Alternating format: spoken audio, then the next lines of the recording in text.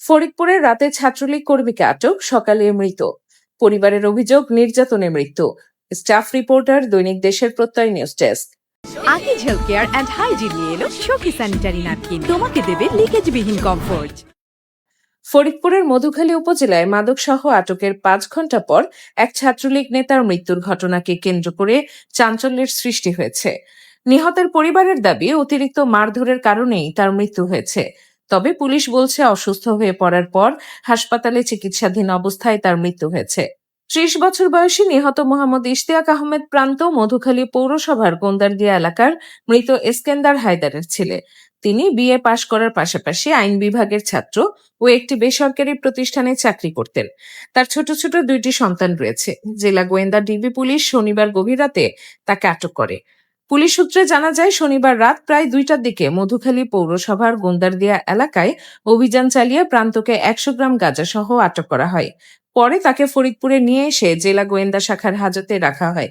সেখানে তিনি অসুস্থ হয়ে পড়লে প্রথমে ফরিদপুর জেনারেল হাসপাতালে নেওয়া হয়। অবস্থার অবনতি হলে তাকে ফরিদপুর মেডিকেল কলেজ হাসপাতালে স্থানান্তর করা হয়। সেখানে রোববার সকাল 7:30টার দিকে চিকিৎসাধীন অবস্থায় তার মৃত্যু হয়। এদিকে প্রান্তের পরিবারের সদস্যরা অভিযোগ করেছেন, আটক করার পর ডিবি পুলিশের অতিরিক্ত নির্যাতনের কারণেই তার মৃত্যু হয়েছে। তারা ঘটনার সুষ্ঠু তদন্ত ও বিচার দাবি করেছেন। নিহতের চাচা ও মধুখালী পৌরসভার সাবেক কাউন্সিলর মির্জা আবু জাফর বলেন, গত রাতে জেলা গোয়েন্দা পুলিশের একটি দল আমার ভাতিজা প্রান্তকে আটক করে। আজ সকালে জানতে পারি সে ফরিদপুর মেডিকেল কলেজ হাসপাতালে মারা গেছে। খবর পেয়ে পরিবারের সদস্যরা সেখানে ছুটে গেছেন।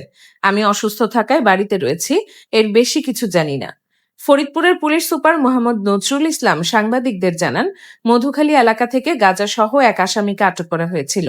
পরে সে অসুস্থ হয়ে পড়লে তাকে ফরিদপুর মেডিকেল কলেজ হাসপাতালে ভর্তি করা হয়। সেখানে চিকিৎসাধীন অবস্থায় তার মৃত্যু হয়। মৃত্যুর প্রকৃত কারণ নির্ণয়ে মরদেহ ময়না তদন্তের জন্য মর্গে রাখা হয়েছে।